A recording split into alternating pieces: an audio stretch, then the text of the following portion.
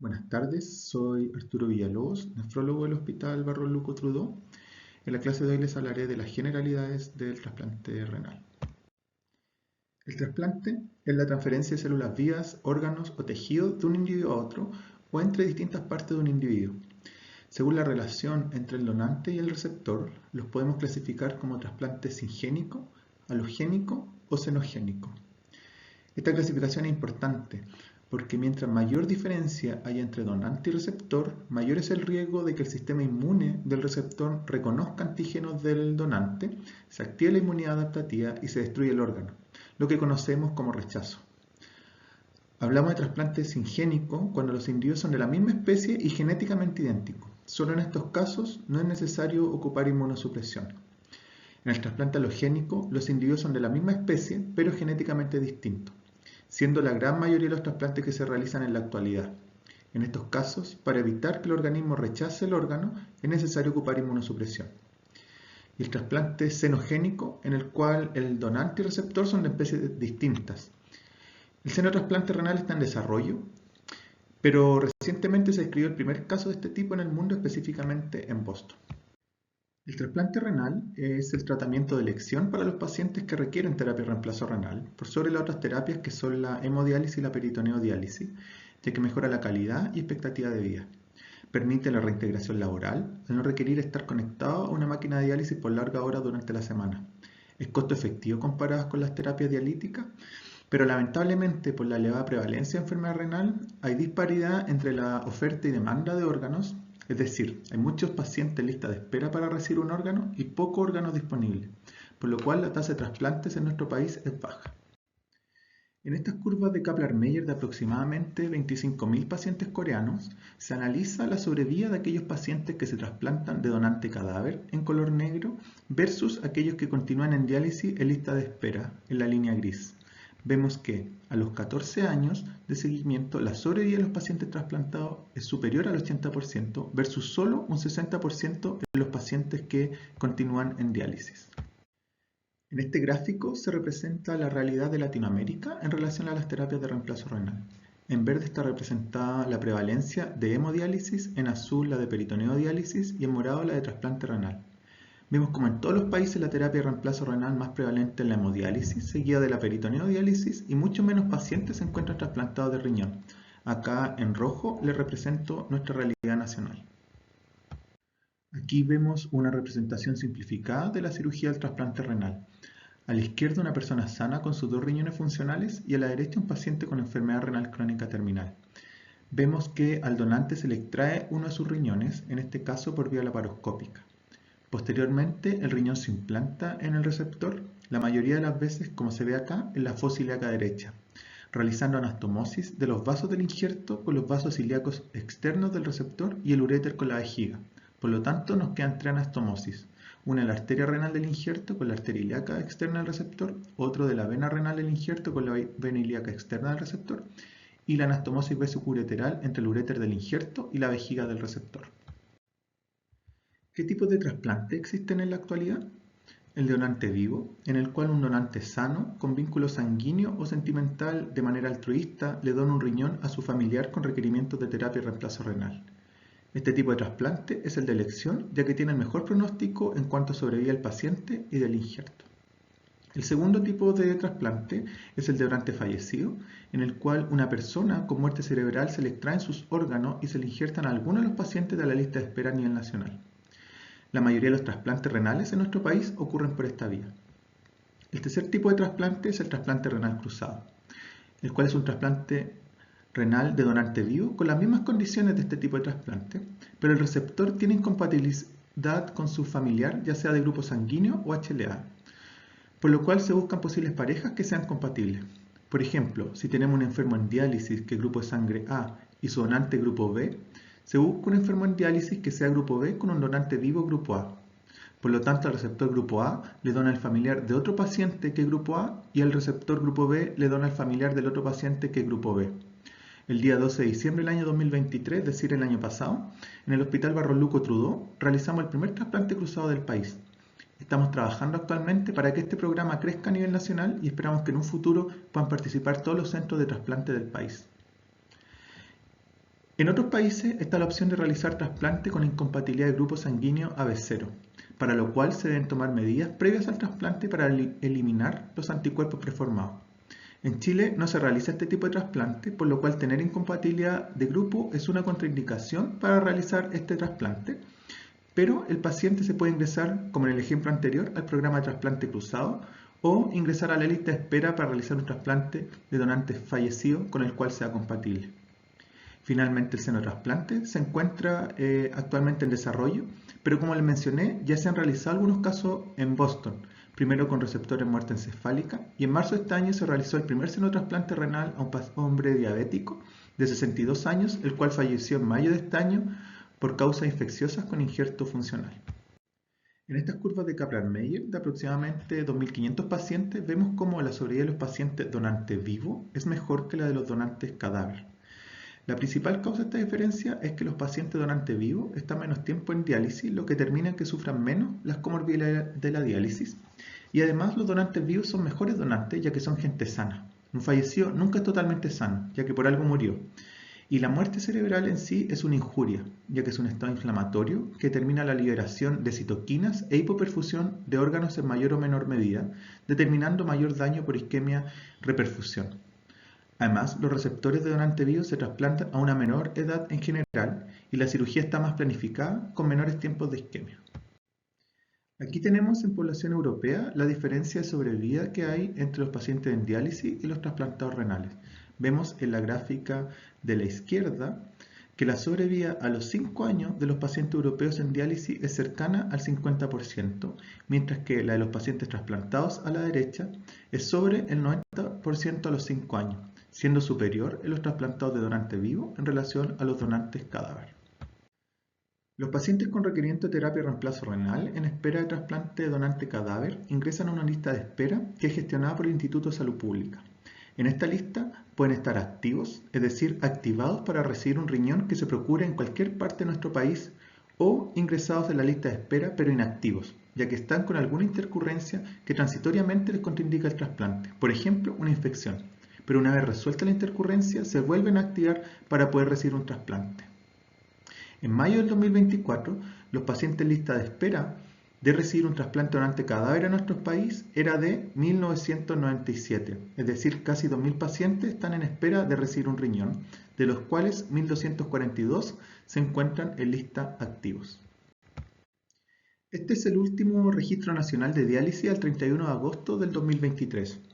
Del total de pacientes en hemodiálisis crónica, un 75% de los pacientes no son candidatos a trasplante, principalmente por contraindicación médica, pero solo un 11,2% en hemodiálisis está en lista de espera para recibir un trasplante renal.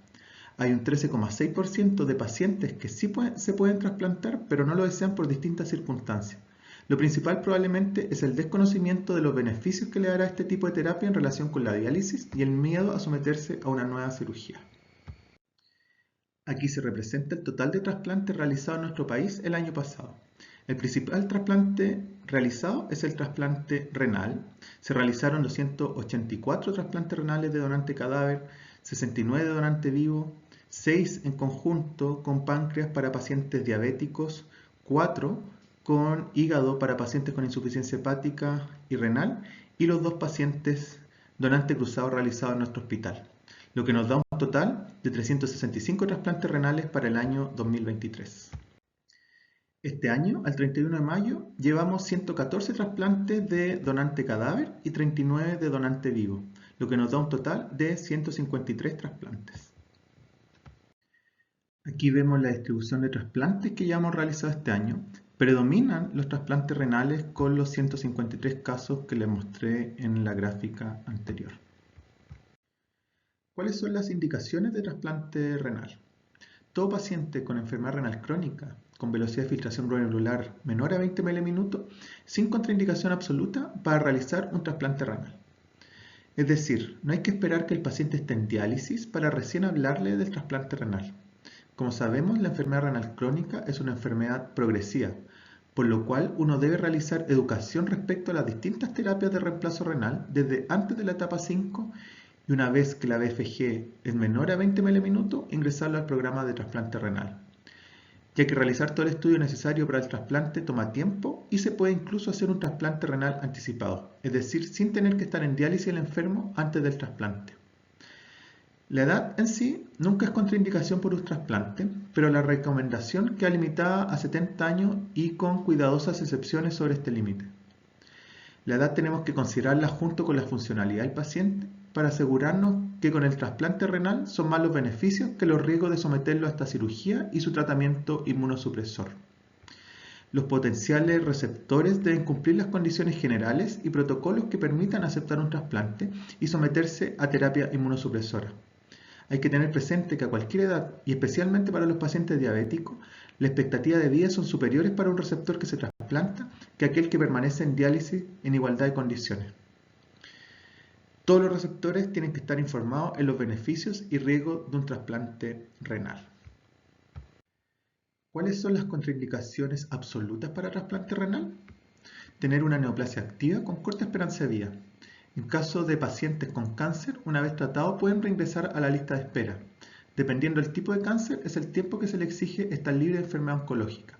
Pero en promedio, este tiempo de espera va de 2 años para las neoplasias menos agresivas a 5 años para las más agresivas y con mayor riesgo de recaer. Otra contraindicación absoluta son las infecciones activas no controladas. Por ejemplo, un caso de sepsis, ya que al trasplantarlo iniciaremos tratamiento inmunosupresor, lo que en contexto de infección activa aumenta mucho el riesgo de fallecer por la infección. También es contraindicación una enfermedad crónica con sobrevida menor a 1 año, por ejemplo una insuficiencia cardíaca con una capacidad funcional 4. El consumo activo de droga o alcohol. Recordar que estos pacientes quedan con tratamiento inmunosupresor de por vida, por lo cual es indispensable que tengan adherencia al tratamiento. La insuficiencia orgánica severa sin opción de corrección, por ejemplo un paciente EPO, usuario de oxígeno domiciliario. Y otras contraindicaciones son la psicosis no controlada y la amiloidosis de cadena liviana, con importante afectación extrarrenal, sobre todo cardíaco, ya que la sobrevida en amiloidosis está principalmente determinada por el compromiso cardíaco. ¿Cuáles son las contraindicaciones relativas del trasplante renal? Una infección controlada, a excepción del viropatitis C, ya que actualmente con los tratamientos antivirales directos podemos curar al paciente con viropatitis C de su infección. También la enfermedad coronaria, ya que para la cirugía del trasplante se ocupa anestesia general, por lo cual aumenta mucho el riesgo cardiovascular pericirugía, y además que estos pacientes quedan con aspirina y habitualmente se les pone un stent, por lo cual requieren clopidogrel los primeros meses, aumentando mucho el riesgo de sangrado durante la cirugía. Y finalmente los fármacos inmunosupresores como los corticoides aumentan el riesgo cardiovascular. También es contraindicación relativa a la enfermedad vascular periférica severa, ya que el injerto se implanta en los vasos ilíacos, por lo cual el injerto le robará flujo a su extremidad inferior ipsilateral, pudiendo generar, en caso de enfermedad vascular periférica severa, hipoflujo, isquemia y necrosis distal. Por lo cual, si hay enfermedad vascular periférica severa, hay que agregar la cirugía vascular para que evalúe la reperfusión de esa extremidad, por ejemplo con un bypass, y una vez reperfundida la pierna, reingresarlo a la lista de trasplante. La enfermedad cerebrovascular, recordar que estos pacientes quedan con aspirina y someterlo a un estrés como es la cirugía del trasplante cercano a un accidente cerebrovascular no es buena idea porque aumenta mucho el riesgo cardiovascular.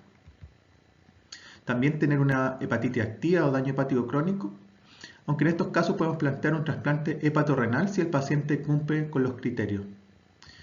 Otras contraindicaciones son la úlcera péptica activa, la no adherencia al tratamiento demostrada, una infección con VIH con mal control, ya que el VIH en sí no es una contraindicación para el trasplante, pero necesitamos que esté bien controlada la infección, con un buen recuento de CD4 y cargas virales bajas. En casos de hiperparatiroidismo severo, lo que hay que hacer es operar a estos pacientes y luego reactivarlo en la lista de espera. Si se fijan, todas estas causas son corregibles, por lo tanto, una vez resuelta, al paciente hay que reevaluarlo para ingresarlo a la lista de espera de trasplante y esté el menor tiempo posible en diálisis. En la exploración básica del estudio para trasplante renal tenemos que averiguar todas las comorbilidades del paciente, la causa de su enfermedad renal para saber si hay riesgo de reproducir dicha enfermedad en el órgano trasplantado, tiempo en diálisis, diuresis residual, etc. Y muy importante, los eventos sensibilizantes, es decir, situaciones clínicas que favorecen el desarrollo de anticuerpos como son las transfusiones de hemoderivados, embarazos, trasplantes previos e infecciones graves. En la evaluación física tenemos que hacer una evaluación física exhaustiva Y además tenemos que pedir exámenes generales como un hemograma, perfil bioquímico, orina completa, evaluar si tiene TBC latente, realizando un PPD o un cuantiferón, ya que lo vamos a inmunosuprimir, orina completa, proteinuria. Serología, considerando la inmunosupresión, tenemos que pedir serologías para el citomegalovirus, virus Epstein-Barr, virohepatitis C, antígeno de superficie para virohepatitis B y anticore, VIH, toxoplasma, Chagas, PDRL, HTLV1, 2 y los virus herpes. Y la evaluación vascular depende de los antecedentes y el examen físico. Aquí es indispensable el examen físico. Tenemos que tomar los pulsos de los pacientes previo al trasplante para evaluar la perfusión de las extremidades inferiores. Además, debemos realizar un screening básico de neoplasia dependiendo de la edad del paciente, con endoscopia digestiva alta, eventual biopsia hepática si el paciente es virohepatitis C positivo, eco abdominal, colonoscopía, antígeno prostático específico, PAP, mamografía, eco ginecológica. Debemos hacer una evaluación cardiovascular y broncopulmonar exhaustiva para que el riesgo quirúrgico del trasplante no sea mayor a los posibles beneficios de este y una evaluación de la vía urinaria del enfermo. También nos interesa una evaluación dental para probable desfocación previo al trasplante en caso de infecciones, ya que recuerden que administraremos inmunosupresión. También tenemos que hacer una exploración inmunológica. En la actualidad, la principal barrera para desarrollar un trasplante es la barrera inmunológica, o también llamada incompatibilidad inmunológica. El contacto del paciente con secuencias peptídicas del injerto ausentes en el receptor activa el sistema inmune del receptor, que reconocerá estos antígenos e intentará destruir el órgano. En la figura de la derecha vemos un resumen del reconocimiento y activación de los linfocitos T en un rechazo celular. En el riñón de arriba vemos que las células dendríticas del donante o receptor fagocitan, procesan y viajan a un órgano linfoide secundario a presentar estos antígenos a los linfocitos T. Esta presentación la hacen en molécula HLA clase 2 a los linfocitos TCD4 y en molécula HLA clase 1 a los linfocitos TCD8. Recordar que la especificidad del sistema inmune adaptativo está dado por los receptores de los linfocitos T y B. El receptor de cada linfocito es único y no es expresado por otros tipos de linfocitos. Aquel linfocito T que mediante su receptor TCR reconozca la secuencia peptídica en la molécula HLA de la célula dendrítica, se activará, proliferará y viajará al injerto para destruir a la célula que expresa su antígeno complementario, como lo podemos ver en la imagen del riñón de la parte inferior. Un órgano posee millones de secuencias peptídicas, por lo cual mientras más aloantígenos posea, más linfocitos se activarán y destruirán el injerto, lo que conocemos como rechazo. Los antígenos son moléculas que son reconocidas por el sistema inmune adaptativo, es decir, por los receptores de linfocitos T, linfocitos B o anticuerpos, que son los que determinan la especificidad de la respuesta inmune. En el caso del trasplante, los principales antígenos involucrados son los del grupo sanguíneo AB0, antígeno del complejo mayor de histocompatibilidad y en menor medida los antígenos no HLA. Los antígenos del sistema AB0 se expresan, como saben, en la membrana de los glóbulos rojos, pero también en células endoteliales y epiteliales, y de ahí su relevancia en trasplante, ya que las células del injerto expresarán en su superficie estas moléculas. Por lo que si hay incompatibilidad de grupos sanguíneos, anticuerpos preformados del receptor reconocerán los antígenos del injerto y destruirán el injerto generando un rechazo hiperagudo. La compatibilidad en trasplante sigue la misma regla de las transfusiones de sangre. El grupo AB es el receptor universal, es decir, puede recibir un injerto de cualquier grupo ya que no presenta anticuerpos para ninguno de los grupos sanguíneos. Mientras el grupo 0 es el dador universal, ya que le puede donar a todos los grupos sanguíneos, ya que sus células no expresan ninguno de estos antígenos en su membrana. El problema del grupo 0 es que los receptores de este grupo solo pueden recibir órganos de donante grupo 0, ya que poseen en su sangre anticuerpos preformados contra todos los otros grupos. En la columna de la derecha vemos la prevalencia de estos grupos en la población chilena, siendo el más prevalente el grupo 0 con un 59%, seguido del grupo A, un 30%, grupo B 9% y finalmente el grupo AB con un 2%. Ya que el grupo RH solo se expresa en los glóbulos rojos y los injertos antes de implantarlos se limpian y se elimina la sangre que posee el donante, no es necesaria la compatibilidad RH para el trasplante renal. En la imagen inferior vemos cómo anticuerpos dirigidos a antígenos A o B llevan a una activación de la vía clásica del complemento, lo que determina la destrucción de la célula del injerto por distintos mecanismos. El segundo grupo de antígenos de importancia en trasplantes son las moléculas del complejo mayor de histocompatibilidad. Su rol biológico es asociar los péptidos y presentarlos en la superficie celular a los linfocitos T.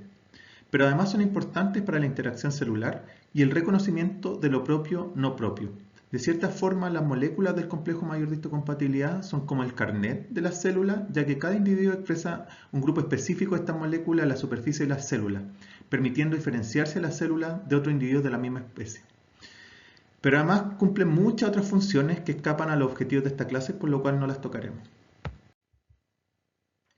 En la figura de la izquierda se representan las moléculas HLA clase 1 y las clase 2. Las moléculas clase 1 se expresan en las membranas de todas las células del organismo, mientras que las de clase 2 se expresan exclusivamente en las células presentadoras de antígenos, es decir, las células dendríticas, macrófagos, monocitos, linfocitos B y también en células endoteliales. Otra diferencia es que el bolsillo de unión a la secuencia peptídica en las clase 1 está formada por los dominios alfa 1 y alfa 2, mientras que en las de clase 2 este bolsillo de reconocimiento de los péptidos está formado por las cadenas alfa 1 y beta 1. Las moléculas HLA son poligénicas, es decir, varios genes de clase 1 y clase 2 codifican diferentes moléculas HLA. Los locos de clase 1 son el A, B y C, y los de clase 2 son DR, DP, DQ. Uno hereda un haplotipo paterno y otro materno. Su expresión es codominante. Además, estas moléculas son polimórficas, es decir, hay una gran variación de genes en la población para un mismo locus. Por ejemplo, para el locus A tenemos el gen A01, A02, A03 y así muchos más.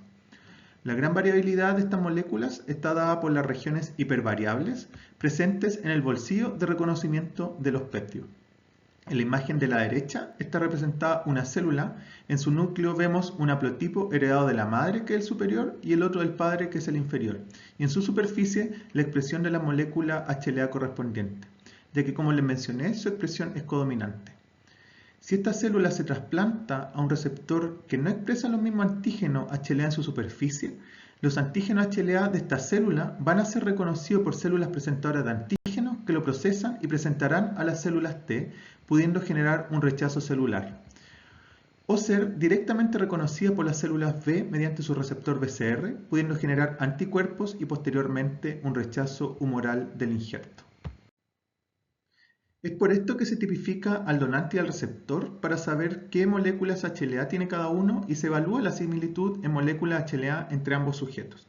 El mismatch es el número de antígenos HLA presentes en el donante que están ausentes en el receptor, o también conocidas como incompatibilidades. Por ejemplo, si tenemos un donante con la siguiente tipificación HLA, respecto a las moléculas de clase 1 es A1, A2, B6, B7, y de las moléculas clase 2 solo está tipificado el DR y es DR36, DR55, y su receptor es A1, A4, B14, B16, DR36, DR55.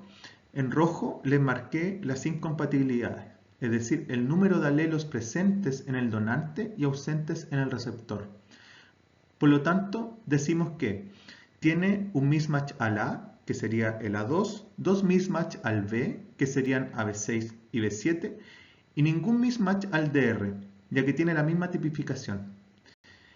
En esta tipificación podemos tener un máximo de 6 mismatch o incompatibilidades y un mínimo de 0 en caso de que los 6 antígenos fueran los mismos. En nuestro caso, el mismatch total fue de 3. La relevancia que tiene esto es que a mayor número de mismatch o incompatibilidades entre moléculas HLA del donante y receptor, menor es la sobrevida del injerto, como vamos a ver en esta curva de Kaplan-Meier, de pacientes que fueron tipificados para los alelos A, B y DR. Aquellos pacientes que tienen 0 mismatch son los que tienen una mayor sobrevida del injerto renal, y los que tienen 6 mismatch tienen la peor sobrevida. Otra prueba importante para nosotros en trasplante es el crossmatch o prueba cruzada, el cual pesquisa anticuerpos preformados en el suero del receptor contra antígenos presentes en los linfocitos del donante. En la imagen de abajo se representa un crossmatch mediante una técnica específica que es por citotoxicidad mediada por complemento. Se expone el suero del receptor con linfocitos del donante. Recuerden que los linfocitos T solo expresan HLA clase 1 porque no son células presentadoras de antígeno, mientras los linfocitos B expresan tanto moléculas HLA clase 1 como clase 2. Si en el suero del receptor hay anticuerpos dirigidos a moléculas HLA presentes en los linfocitos del donante, esto llevará a una activación de la vía clásica del complemento con la consecuente lisis celular, lo cual podemos objetivar mediante un análisis microscópico por un cambio en la coloración de la muestra. La exposición a eventos sensibilizantes como transfusiones, embarazo o trasplantes previos pueden inducir el desarrollo de anticuerpos anti-HLA y por lo tanto posibilizar una prueba de crossmatch. A partir de esto tenemos un crossmatch contra un panel de linfocitos representativo de la población o PRA, en el cual el suero del paciente se enfrenta a un panel de células representativas de los antígenos HLA de la población, en nuestro caso la población chilena. El puntaje va de 0 a 100 dependiendo con qué porcentaje de los antígenos representativos de la población se positiviza el crossmatch. Por ejemplo, si es positivo en 30 de 100 pruebas, hablamos de un PRA del 30%. Esto nos permite estimar con qué porcentaje de la población de donantes el paciente tendrá una prueba de crossmatch positivo. Al PRA se le asigna puntaje para la distribución de órganos en el país.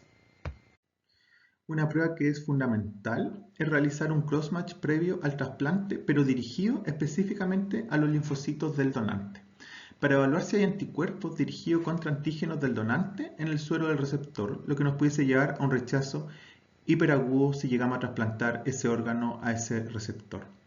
Entonces, en esta prueba enfrentamos el suero del receptor contra linfocitos T y B del donante.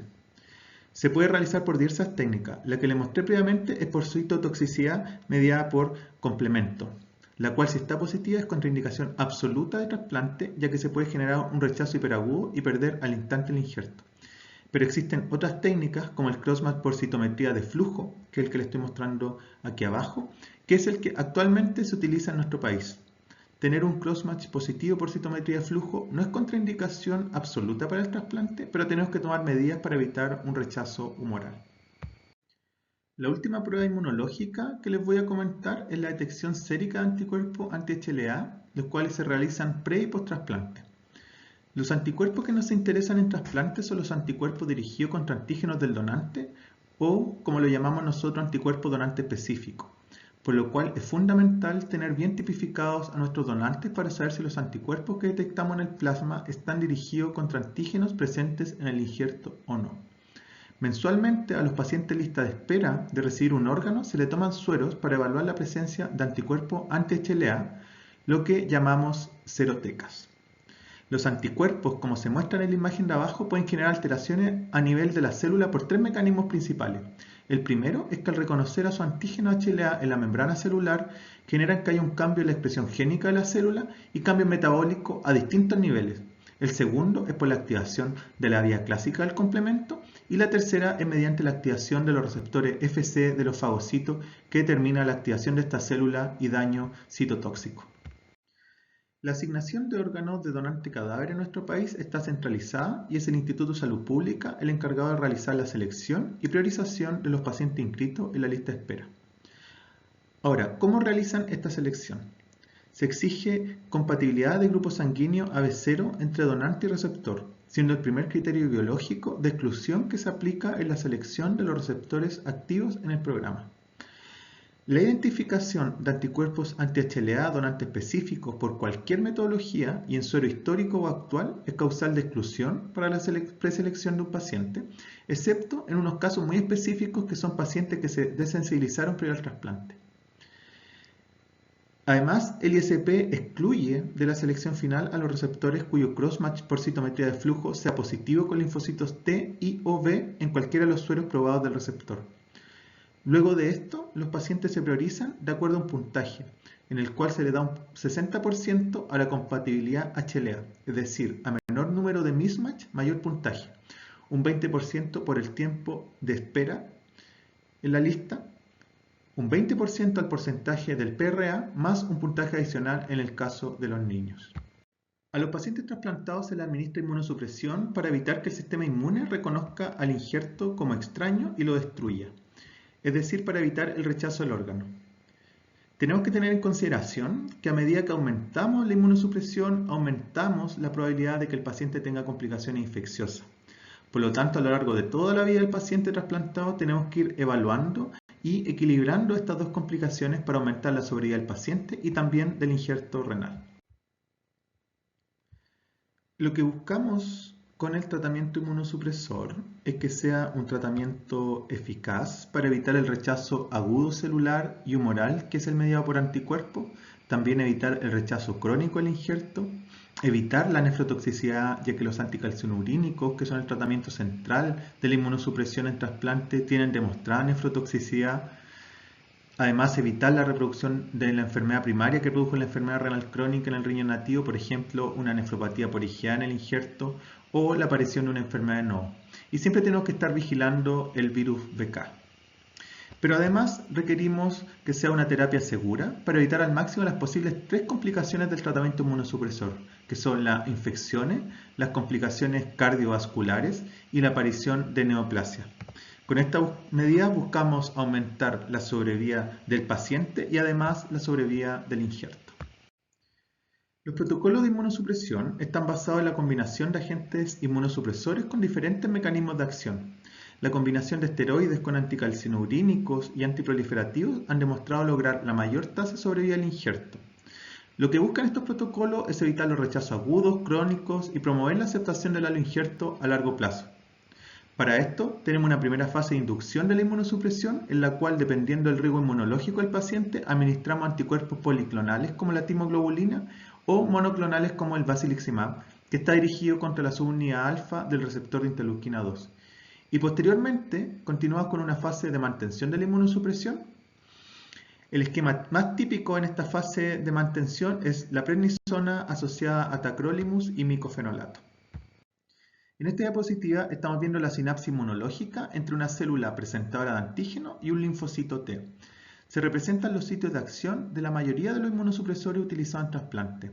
Por ejemplo, el tacrolimus y la ciclosporina, que son medicamentos anticalcinurínicos, bloquean la vía de la calcinuria, lo que disminuye la translocación de NFAT al núcleo y por lo tanto la transcripción de genes proinflamatorios como la interleuquina 2. MPA, que está representado a la derecha de la imagen, es el micofenolato, el cual es un medicamento antiproliferativo que inhibe el ciclo celular al disminuir la síntesis de nucleótidos. Trasplantamos a los pacientes porque queremos mejorar su calidad de vida y sobrevida a largo plazo, pero no se encuentra exento de riesgo. Siempre tenemos riesgo de presentar rechazo y, como comentamos anteriormente, producto de la inmunosupresión aumentamos el riesgo de presentar infecciones, neoplasia, enfermedades cardiovasculares y también de diabetes. Esta diapositiva es solo para mostrarles las principales causas de muerte en receptores de trasplante renal. La principal causa de muerte son las infecciones, seguido de las neoplasias y patologías cardiovasculares. Las infecciones en los pacientes trasplantados siguen un esquema de presentación de acuerdo al momento después del trasplante. Las infecciones precoces, es decir, dentro del primer mes post-trasplante, son fundamentalmente debidas a patógenos nosocomiales, problemas quirúrgicos y en ocasiones derivadas del donante. Las infecciones por germen oportunista ocurren más tardíamente entre el primer y el sexto mes post-trasplante, coincidiendo con el periodo de máxima inmunosupresión. Por último, las infecciones tardías, es decir, a partir del sexto mes, pueden ser secundarias a microorganismos comunitarios u oportunistas en función del grado de inmunosupresión que tenga el receptor. Las vacunas que se pueden administrar a los pacientes trasplantados son las de virus inactivo. Las de virus atenuado están contraindicadas. Aquí se resumen las vacunas que se recomiendan administrar antes o después del trasplante renal. Por ejemplo, podemos administrar antes y después del trasplante renal la influenza, hepatitis B, hepatitis A, tétano, polio inactivo, hemofiloinfluenza, neumococo, Neisseria meningitis, rabia, varicela solo en el pretrasplante, no en el post-trasplante, ya que es una vía atenuada. Y destacar también la vacuna del COVID, que está recomendada en el pretrasplante y también en el post-trasplante. Las vacunas vivas atenuadas están contraindicadas por el riesgo de presentar infección por el microorganismo que se inocula. Aquí les resumo las vacunas de virus vivo atenuado, que por lo tanto están contraindicadas en el trasplante. La vacuna de varicela zoster, de BCG para la tuberculosis, viruela, influenza intranasal, tifoidea oral viva, sarampión, paperas, rubeola, polio oral, vacuna encefalitis japonesa B viva, fiebre amarilla y la vacuna para el cólera vivo atenuado. Unas palabras de acuerdo a los distintos tipos de donación que tenemos en nuestro país. La primera es la donación de donante vivo. Esto es un acto altruista por parte del donante y que tiene distintas legislaciones dependiendo del país. Esto tiene que ser un acto completamente voluntario, no se debe forzar a donar. Debe ser un donante sano para asegurar que al extraer uno de sus 2 riñones, su función renal se preservará en el tiempo y no requerirá a lo largo de su vida terapia de sustitución renal. Por lo cual, la evaluación del donante debe ser exhaustiva. El donante tiene que estar totalmente consciente de todo el proceso, por lo cual debemos informar los riesgos asociados a la donación.